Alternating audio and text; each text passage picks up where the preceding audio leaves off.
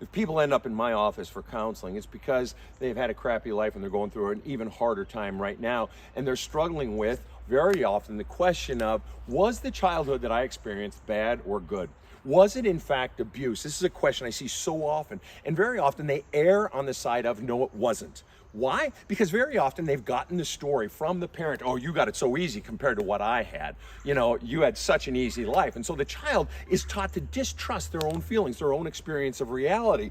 Or perhaps they walked on eggshells their whole life, and so they were also taught to not trust their own feelings. So they don't know what their childhood actually was.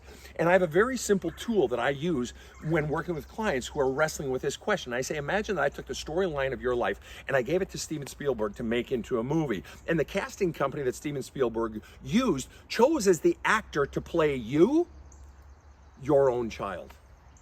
Imagine your own child's face experiencing everything you experienced.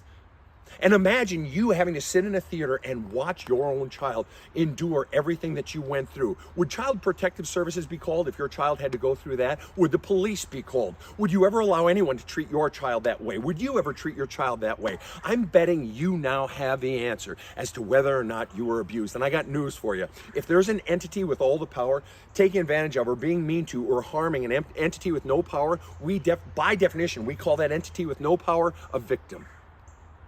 If you went through shit that you would never allow your child to be put through, you were in fact a victim. You may not like that word, but that's what it was. Yes, it was abuse, wasn't it? Have a kick-ass day.